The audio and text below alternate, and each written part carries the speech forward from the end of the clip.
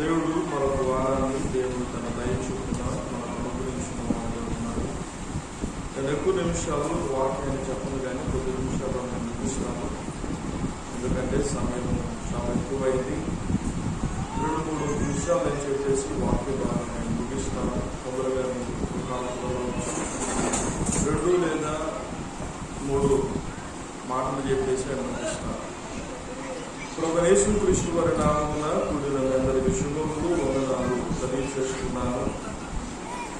నశించిన దానిని వెదకి రక్షించుటకు మనుష్య కుమారుడు వచ్చినది అతనితో చెప్పాను.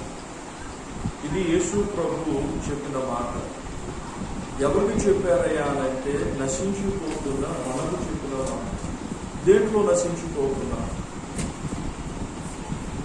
నశించిపోతున్నా, ఎలాగ నశించిపోతున్నా, ఎందుకు యేసు ప్రభు వారు ఈ మాటను ఉపయోగించారు అనేది మనం కొద్దిగా గ్రహించాం. దేంట్లో నశించిపోతున్నా, ఎలాగ నశించిపోతున్నా, యేసు ప్రభు వారు ఈ మాటలు చెప్పడానికి కారణం. నేను క్లుప్తంగా ఈ సందేశాన్ని చెప్పేసి నేను ముగిస్తాను. యేసు ప్రభు వారు జీవించిన దినాలలో, ఈ 5 వచనాలలో జక్కయ్య అనే సుంకాలు వసూలు చేశారు. ఆయన పేరు జక్కయ్య. ఆయన పనేంటి? సుంకాలు అంటే మంచి గవర్నమెంట్ ఉద్యోగం కలిగిన వ్యక్తి. సుంకాలు అంటే ట్యాక్స్ కలెక్టర్. బాగా పన్నులు వసూలు చేయటం, బాగా డబ్బులు సంపాదించటం. అతనిలో ఉన్న లక్షణాలు నేను 3 చెప్తాను. 1వ లక్షణం దౌర్జన్యం చేయటం. 1వ లక్షణం ఏంటి? దౌర్జన్యం చేసేవాడు. 2వ లక్షణం విపరీతంగా ఎలా పడితే అలాగా విపరీతంగా చెడ్డ మాటలతో ఇతరుల మనుషులను తునీకరించేవాడు. 2వ లక్షణం ఏంటి? ఎదుటున్న వ్యక్తిని తన మాటలతో హింసించి ఎదుటున్న వ్యక్తిని తునీకరించగలిగిన స్వభావం. నేనే గొప్ప, నాకంటే మించిన వాడు లేడు, నువ్వు ఇస్తావా సస్తావా, పన్ను వసూలు చేయని ఎదుటున్న వ్యక్తిని ఏం చేస్తారు? తునీకరించే స్వభావం. 3వ స్వభావం ఏంటో తెలుసా?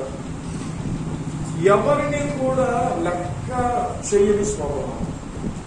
1 దౌర్జన్యం చేసేవాడు, 2 ఎదుటున్న మనిషిని తునీకరించేవాడు, 3వది ఎవరిని కూడా లెక్క చేయుడు. ఎందుకు లెక్క చేయుడు అంటే తనకున్న ఉద్యోగాన్ని బట్టి, తనకున్న స్థాయిని బట్టి, తనకున్న డబ్బును బట్టి, తనకున్న హోదాను బట్టి ఒకరితో నాకు పని లేదు అని ఎవరిని కూడా లెక్క చేయని స్వభావం కలిగిన వాడు. ఇలాంటి 3 లక్షణాలు కలిగిన జీవితాన్ని దేవుడు మన ఎదుటి పెట్టాడు. మనకు కూడా అంతే. కొద్దిగా మన దగ్గర డబ్బు ఉందని అంటే ఒకరితో నాకు సంబంధం లేదు, నేను నా కుటుంబం ఉంటే చాలు, ఎవడు ఎలా పోతే నాకేంటి అని క్రూరత్వం కలిగిన లెక్కలేని త్వరం, ఎదుగుతున్న మనిషిని నిర్లక్ష్య వైఖరిగా వహించే స్వభావం మన జీవితంలో ఏలుతూ ఉన్నాయి. అందుకే దేంట్లో నశించిపోతున్నారయ్యా అంటే ఈ 3 లక్షణాల్లో మనుషుడు నశించిపోతున్నాడు. 1 దౌర్జన్యం చేయటం, 1 మనుషులను లెక్క చేయకుండా నేనే గొప్ప అని విర్రవీగిపోవటం, 3వది ఏంటి అనంటే నాకు మించిన వాడు లేడు అనే అతిశయం. కారణం ఏంటి? ఈ లోకంలో ఉన్న స్థితిగతులను జ్ఞాపకం చేసుకొని, ఈ లోకంలో ఉన్న స్థాయిలను జ్ఞాపకం చేసుకుని ఎదుగుతున్న మనిషిని తునీకరించి స్వభావం. అయితే ఏం సాధించాడు ఈయన? సమాజంలో ఏం సాధించాడు? దేవుని దగ్గర ఏ పేరు సంపాదించుకున్నాడు? మనుషుల దగ్గర తునీకరించబడ్డాడు, మనుషులు లెక్క చేసేవాడు కాదు. అదే రీతిగా దౌర్జన్యం చేసేవాడు. ఏమి సంపాదించాడు? దేవుని దగ్గర ఏ పేరు ఉంది, మనుషుల దగ్గర ఏ పేరు ఉంది? పైకి మాత్రమే అనుకుంటే నేను చాలా మంచోన్నాను అనుకుంటున్నాడు. అదే కదా మనం కూడా అనుకుంటాం. తిట్టే అమ్మ అనుకుంటుంది నేను చాలా మంచోని అని అనుకుంటాం. మనుషులు లెక్క చేయకుండా ఉండగలిగిన స్వభావం అనుకుంటుంది నేను చాలా మంచోని అని అనుకుంటాడు. ఒకరితో నాకు పని లేదు, నేను నా కుటుంబం బాగుంటే చాలు అని అనుకునేవాడు అనుకుంటాడు నేను చాలా మంచోడు అని అనుకుంటాడు.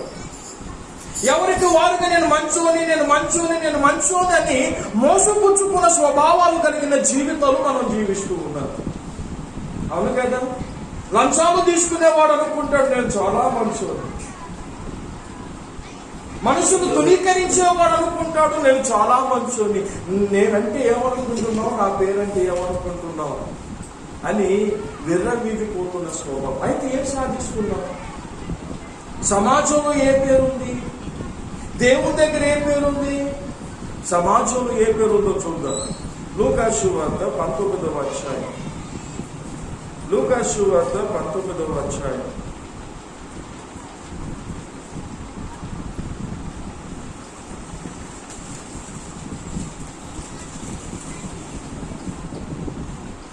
ఏడవ వచనం. అందరూ అది చూసి ఈయన పాపి అయిన మనుషుని యొద్ద బస చేయవెళ్ళదని చాలా సనుగుకునేది. సమాజంలో ఉన్న పేరేంటి? పాపి అయిన మనుషుని. మనుషులందరూ ఏం చేస్తున్నారు? సనుగుకుంటున్నారు. ప్రభువా, ఆ వ్యక్తి ఎలాంటోడో తెలుసా? పాపి అయిన మనుష్యుడయ్యా, దుర్మార్గుడయ్యా, మనుష్యులను లెక్క చేయగలిగిన స్వభావం అయ్యా, మనుషులు లెక్క చేయడు. దుర్మార్గుడయ్యా, దోచుకునేవాడయ్యా, భయంకరమైన పాపములో జీవిస్తున్నాడయ్యా, నువ్వు ఆయన దగ్గర పోయి ఉంటానంటావేంటి? సమాజంలో పేరేంటయ్యా? ఎందుకంటే పాపి అయిన మనుషుడు. సమాజంలో పేరేంటయ్యా అంటే బాగా దౌర్జన్యం చేసి సుంకాలు వసూలు చేసేవాడు. సమాజంలో పేరేంటయ్యానంటే మనుష్యులను చిన్న చూపు చూసేవాడు. సమాజంలో పేరేంటయ్యానంటే మనుషుల కంటే నేనే గొప్పని గర్వంతో, అహంకారంతో ఉండిపోయే స్వభావం కలిగిన వాడయ్యా. అలాంటి వ్యక్తి దగ్గరకు నువ్వు వెళతానంటావేంటయ్యా? అతడు భయంకరమైన పాపి. అంటే ఎవరికి వారు అనుకుంటావు నేను చాలా మంచోని అని నువ్వు అనుకుంటే సరిపోదు. నీ పక్కనున్న వారు అనాలి ఇతను చాలా మంచివాడు. నిన్ను చూస్తున్న దేవుడు అనాలా ఇతడు చాలా మంచోడని. అంతేకాని నీవుగా అనుకుంటే నువ్వు మోసపోతున్నావని అర్థం చేసుకోవాలి. నీవు అవివేకంగా జీవిస్తున్నావని అర్థం చేసుకోవాలి. నీవు జ్ఞానము లేని వాడుగా ప్రవర్తిస్తున్నావని అర్థం చేసుకోవాలి. నీవుగా నేను చాలా మంచోడిని అని అనుకుంటే సరిపో. నీ చుట్టుపక్కల ఉన్నవాడు ఇతడు చాలా మంచోడు. నిన్ను చూస్తున్నాడే, నీకు ఆరోగ్యాన్ని ఇచ్చాడే, నీకు ఆయుష్నిచ్చాడే, నీవు నడవటానికి శక్తినిచ్చిన ఆ దేవుడు చూచి అనాల ఏమని? ఇతడు చాలా మంచివాడు. కానీ జకియాకు సమాజంలో పేరేంటయ్యానంటే పాపి అయిన మనిషి. ఆయన దగ్గరకు వెళ్తావేంటయ్యా అని అన్నారు. ఎవరు? చుట్టూ ఉన్న ప్రజలు. అవును, నిజమే, అతడు పాపియే, అతడు మనుషులను లెక్క చేయని వాడే, అతడు దోచుకున్నవాడే, అతడు లంచాలు బాగా తీసుకున్నవాడే, అతడు లెక్క లేని స్వభావం కలిగిన వాడు. అయితే మీరు చూస్తూ ఉండండి తన జీవితాన్ని ఎలా మారుస్తానో అన్నాడు. దేవుని స్తోత్రం. మీరు చూస్తూ ఉండండి తన జీవితాన్ని ఎలా మారుస్తానో. మనుషులు లెక్క చేయట్లేదన్నారు కదా, పాపి అయిన మనుషుడు అన్నారు కదా. ఏ నోరైతే తిట్టిందో, ఏ నోరైతే ద్వేషించిందో, ఏ నోరైతే అనరాని మాటలు అన్నారో వారందరి ఎదుట గొప్ప సాక్షిగా మార్చగలిగిన వాడు దేవుడే. దేవుని స్తోత్రం. గొప్ప సాక్షిగా నిలబెట్టగలిగిన వాడు దేవుడు. గొప్ప మంచితనములో మాధుర్యాన్ని పంచగలిగిన వాడు దేవుడు. అందరూ ఏం చేశారు? పాపైన మనుషుడు అన్నారు. అందరూ ఏం చేశారు? సరుగుకున్నారు. అందరూ ఏం చేశారు? అవమానించారు. ఇంత చెడ్డోడి దగ్గరకు ప్రభు వెళ్ళటం ఏంటి? అందరూ ద్వేషిస్తూ ఉన్నారు. కానీ యేసు ప్రభు యొక్క సంకల్పం ఏంటో తెలుసు. వాడు చెడ్డోడు, వాడి జీవితాన్ని ఎలా మారుస్తాడు? వాడి యొక్క బ్రతుకును ఎలా మారుస్తానో, వారి యొక్క ప్రవర్తనను నేను ఎలా మారుస్తానో కనులారా చూస్తూ ఉండండి యేసు ప్రభు వారిని ఇంటికి తీసుకొని వెళ్ళాడు. ఇంట్లో కూర్చున్నాడు యేసు ప్రభు వారు అలాగే కూర్చున్నాడు. కూర్చున్న తర్వాత యేసు ప్రభును చూస్తూ అంటాడు, చక్కని మాట అంటాడు. ఏమి బోధించాలో యేసు ప్రభు ఆ చక్కని మాట అంటాడు. చూడండి, లూకా సువార్త 19వ అధ్యాయం 8వ వచనం. జక్కయ్య నిలువబెట్టి, ఇదిగో ప్రభువా, నా ఆస్తిలో సగము పేదలకి ఇచ్చుచున్నాను. నేను ఎవని యొద్దనైనను అన్యాయముగా దేనినైనను తీసుకునేదగా అతనికి 4 గంటల మరలా చెల్లింపులని ప్రభుతో చెప్పు. యేసు ప్రభు వారి ఇంటిలోనికి రావడంతోనే ఆహ్వానించాడు యేసయ్య. ఆయన వచ్చి ఇంట్లో నిలబడ్డాడు. అంతే. జక్కయ్య ఏమన్నాడు? అయ్యా, నా ఆస్తిలో సగం పేదలకు ఇస్తాను. రెండోది ఏమన్నాడు? నేను ఎవని దగ్గరైతే అన్యాయంగా దోచుకున్నానో, నేను ఎవరి దగ్గరైతే అన్యాయంగా నేను లాక్కున్నానో, నేను ఎవరి దగ్గరైతే నేను దూషించి తిట్టి నువ్వు కడతావా కత్తావా అని అపహాస్యంగా మాట్లాడి లాక్కున్నానో, వారందరికీ రూపాయి తీసుకుంటే 4 రూపాయలు ఇస్తానయ్యా అని ఒక తీర్మానాన్ని తీసుకున్నాడు. ఇప్పుడు మనం అర్థం చేసుకోవలసిన విషయం ఏంటి? మనుషులు అవమానించారు, మనుషులు తునీకరించారు, మనుషులు ద్వేషించారు. కానీ ఆ మనుషుల్లో ఉన్న ఆ దుష్టత్వము, ఆ పాడైపోయిన స్వభావాన్ని మార్చగలిగిన శక్తి దేవునికి మాత్రమే ఉంది. దేవుని స్తోత్రం. ఆయనకే మన జీవితాన్ని మార్చగలిగిన అధికారం, ఆయనకే మన స్వభావాన్ని మార్చగలిగిన అధికారం, ఆయనకే మన జీవితాన్ని, చెడిపోయిన పాడైపోయిన జీవితాన్ని మధురంగా మార్చగలిగిన అధికారం దేవునికి మాత్రమే ఉన్నది. దేవుని స్తోత్రం. ప్రియమైన వాళ్ళారా, 4 గంటలు ఇచ్చేస్తానయ్యా. ఎప్పుడైతే తన జీవితాన్ని ఒప్పుకున్నాడో, ఎప్పుడైతే తన పాపపు జీవితాన్ని ప్రజలు ఎదుట దేవుని దగ్గర ఒప్పుకొని విడిచిపెట్టాడో, దేవుడిచ్చిన వరం ఏంటో తెలుసా?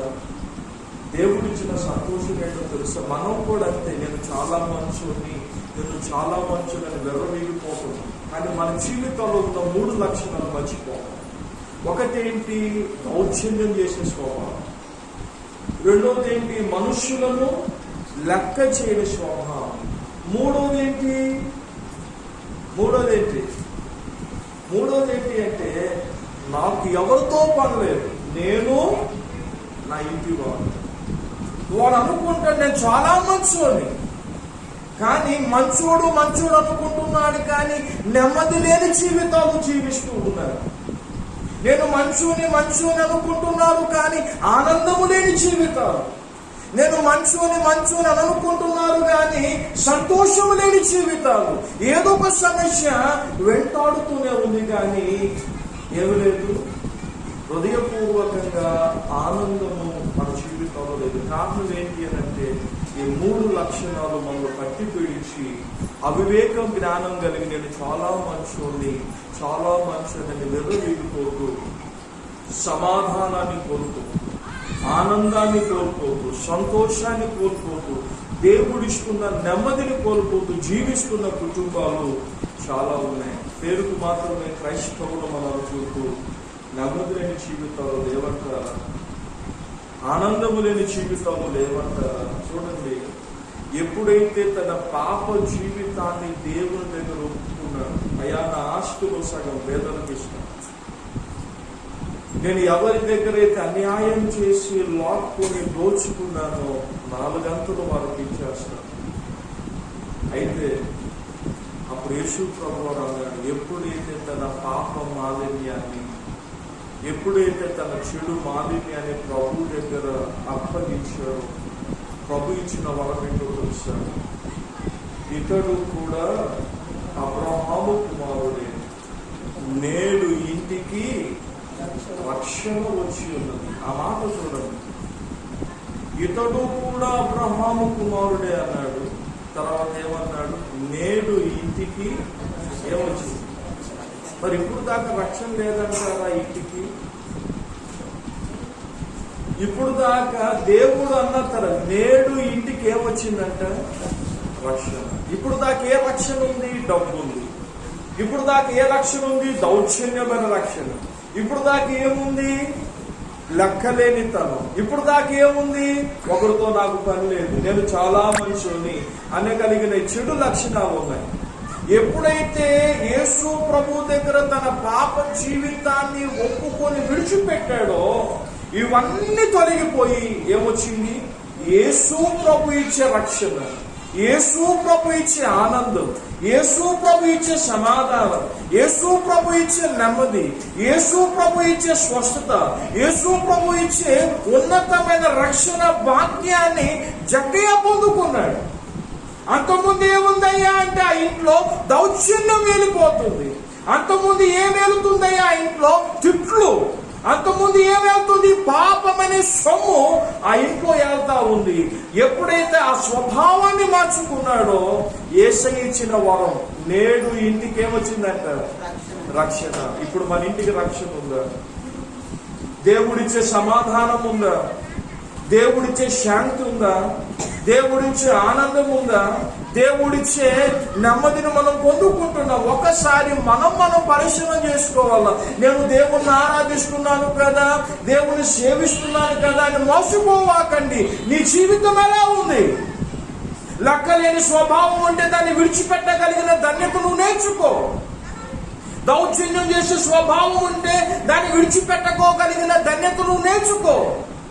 అదే రీతిగా ఆక్రమించే స్వభావం కనుక మన జీవితాల్లో ఉంటే దాన్ని విడిచిపెట్టగలిగిన ధన్యతను మనం నేర్చుకోవాలి. ఈ ఉదయకాల సమయంలో దేవుడు మాట్లాడుతున్న వాక్య సత్యం, నశించిన దానిని వెదకి రక్షించుటకు ఆయన వచ్చాడు. మనలో ఎన్నో పాపపు క్రియలు మనలో ఎలుతూ దేవుడిచ్చే రక్షణ, దేవుడిచ్చే సమాధానం, దేవుడిచ్చే ఆనందం, దేవుడిచ్చే సంతోషాన్ని కోల్పోతున్న జీవితాలు. అయ్యో అయ్యో అని ఏడుస్తున్నావే కానీ నీ పాప జీవితాన్ని విడిచిపెట్టట్లా, నీలో ఉన్న దౌర్జన్యాలను విడిచిపెట్టట్లా, నీలో ఉన్న అహంకారం విడిచిపెట్టట్లా. దేవుడు నా ప్రార్థన ఆలకించట్లేదే, నేను ఉపవాస ప్రార్థన చేస్తున్నాను, దూర ప్రాంతానికి వెళ్ళి దేవుణ్ణి ఆరాధిస్తున్నాను, దేవుని సేవిస్తున్నాను, నా సమస్యలు అలాగే ఉన్నాయి, నా శోధన అలాగే ఉంది, నాకు ఏది కలిసి రావట్లా, నాకు ఏందో అనారోగ్యం పట్టి పీడిస్తుంది, మా పిల్లలకు సంతాన భాగ్యం కలగట్లేదు, ఏంటని నువ్వు మదన పడుతున్నావే గాని నీవు చేసిన పాపక్రియలు ఏనాడైనా ప్రభు దగ్గర పశ్చాత్తాపడ్డావా? నీవు చేసిన దౌర్జన్యం శాపంగా మారి నీ బిడ్డల మీదకి వచ్చింది, పశ్చాత్తాపడి ప్రభు దగ్గర ఏడ్చావా? నేను మంచుని విర్రవీగిపోతూ నీవు అవివేకంగా ప్రవర్తించి ఏమి సాధించావయ్యానంటే దుఃఖమే. ఏమి సాధించావయ్యా అంటే నెమ్మది లేని స్వభావమే. అయితే ఈ ఉదయకాల సమయంలో దేవుడు మాట్లాడుతున్న సత్యం ఏంటో తెలుసా? యేసు ప్రభు ఇచ్చే రక్షణ మన జీవితాల్లో ఉండాలంటే ఏం చేయాలి? దౌర్జన్యాన్ని విడిచిపెట్టేయాలి. మన నోటి మాటలు ఎలా ఉండాలి? విడిచిపెట్టాలి.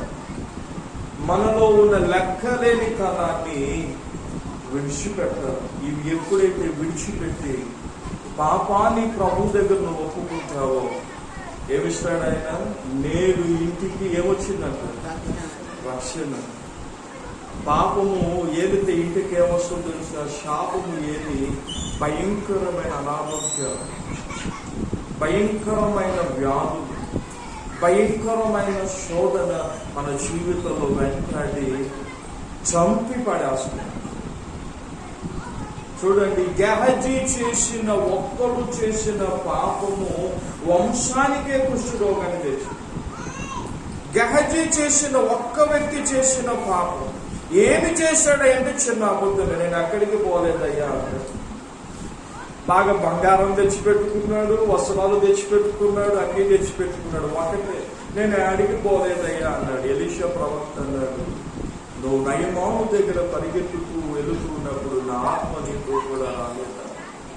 నయమానుకు వదిలిన కుష్టి రోగం నీకును నీ సంతానమునకును సర్వకాలము అంటి ఉండు. ఎంతకాలం అంట అంటే గెహజీ వంశము ఉన్నంత కాలం, సర్వకాలము అంటి ఉండి. ఏమి ఇచ్చిపోయాడయ్యా?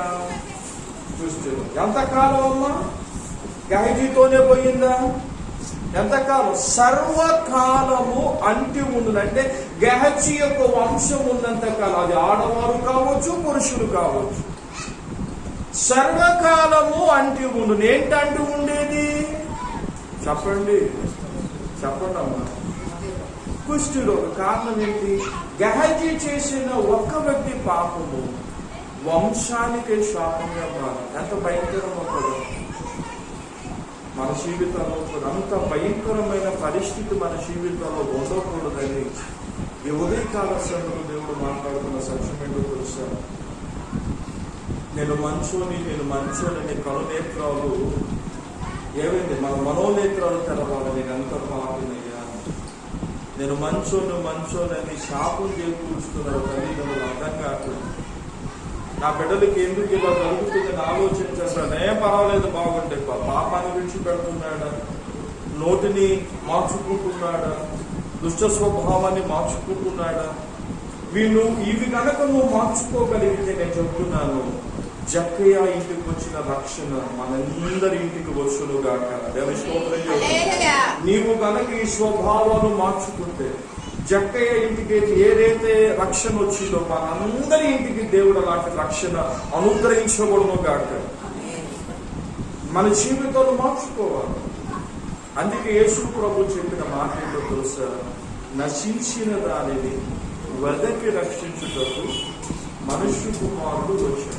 దేంట్లో నశించిపోతున్నాం? 3 లక్షలు. దౌర్జన్యంలో, పాపపు జీవితంలో, లెక్కలేనితనంలో. ఒకటితో నాకు అవసరం లేదు, నాకు డబ్బు ఉంది చాలు, నాకు ఉద్యోగం ఉంది చాలు, నేను హ్యాపీగా జీవిస్తాను, నాకు ఎదురు లేదనే అహంకారము, గర్వము నీలో ఉన్నంత కాలం నీ జీవితంలో నెమ్మది ఉండలేవు. ఎంత డబ్బు ఉంటుంది, ఎంత ఆస్తులు ఉంటాయి, ఇన్ని స్థలాలు ఉంటాయి, ఇన్ని భూములు ఉంటాయి, ఇన్ని వస్తు వాహనాలు ఉంటాయి, నెమ్మది లేని జీవితాలు ఎంతో మంది జీవిస్తున్నారు. కారణం పాపము పట్టి పీడిస్తుంది. మనలో ఉన్న చెడు మనకు శాపంగా మారిపోతుంది. ఈ జీవితాన్ని కనుక నువ్వు విడిచిపెడితే దేవుడిచ్చే రక్షణ మన జీవితాల్లో ఆనందంగా ఉంటుంది. వేదన వల్ల ఈ ఉదయకాల సమయంలో మన జీవితంలో మార్చుతుంది. నువ్వు ఎన్ని సంవత్సరాలు దేవుడు వెంబడించిన ఉపయోగం లేదు, కానీ నువ్వు దేవుని దగ్గర ప్రార్థన చేసి, అవునయ్యా నా ఇంట్లో రక్షణ లేదు, నా ఇంట్లో సమాధానం లేదు, నా ఇంట్లో శాంతి లేదు. కారణం ఏంటో తెలియదు. ఒకవేళ నేను తండ్రిగా నేను చేసిన పాపమేమో, తల్లిగా నేను చేసిన దోషమేమో ఒక్కసారి నాకు గుర్తున్నాను. జక్కయ్యకి ఇచ్చిన రక్షణ, జక్కయ్యకి ఇచ్చిన మారు మనసు నాకు ఇవ్వయ్యారు. నేను పాడైపోతున్నా. నా జీవితాన్ని బట్టి నా బిడ్డలు అల్లాడిపోతున్నారు. నా జీవితాన్ని బట్టి నా కూతురు, నా కుమారుడు శాపంగా మారిపోతున్నారు. ఒక్కసారి నేను దేంట్లో తప్పిపోయాను, నాతో మాట్లాడు, నన్ను దర్శించని నేను ఒప్పుకున్నట్లయితే ఏదైతే నశించిపోతున్నారో దానిని ఆనందంగా మార్చగలిగిన శక్తి యేసు ప్రభువు, సంతోషంగా మార్చగలిగిన శక్తి యేసు ప్రభువు. మన జీవితాల్లో కూడా మన దోషాలు విడిచిపెడదాం. దేవుడు మన వెనుకలో చిన్న లేఖన భాగం దీవించి ఆశీర్వదించబోతున్నారు. ఒకసారి అందరూ మోకరించుకుందాం. మోకరించి, అవునయ్యా నేను చాలా మంచోని అనుకుంటూ ఉన్నాను. సమాజం అనాలను మంచోడు అని, నేను కలుగు చేసిన దేవుడు అనాలను మంచోడు అని, నీవుగా మంచోడు అనుకోకూడదు. ఒకసారి నీ ఇంట్లో నెమ్మది లేకపోవడానికి కారణం, నీ ఇంట్లో ఆనందం లేకపోవడానికి కారణం, నీ ఇంట్లో స్వస్థత లేకపోవడానికి కారణం ఒకసారి పరిశీలన చేసుకో. దౌర్జన్యం అనే స్వభావం నీలో ఉందేమో, తిట్టుబోతనే స్వభావం నీలో ఉందేమో, లెక్కలేని తనం నీలో ఉంది. నేను నా కుటుంబం చాలు అని అనుకుంటూ శాపాన్ని మోసుకొస్తున్నావేమో ఒకసారి ఆలోచించు. ఎంత భయంకరమైన పాపంలో నువ్వు ఉన్నావో అంత శాపము నీ కుటుంబాన్ని ఎలుతూ అవునయ్యా. నేడు నా ఇంటికి రక్షణ కావాలయ్యా, నా ఇంటికి సమాధానం కావాలయ్యా, నా ఇంటికి ఆరోగ్యం కావాలయ్యా, నా ఇంటికి స్వస్థత కావాలయ్యా. అయ్యో పాపం ఏలుతుంది నా ఇంట్లో, దుష్టత్వం ఏలుతుంది నా ఇంట్లో, నేను చెడిపోయాను, నా చూపుల ద్వారా చెడిపోయాను, నా మాట ద్వారా చెడిపోయాను, నా చేతుల ద్వారా చెడిపోయానయ్యా. నా జీవితాన్ని మార్చు ప్రభువా.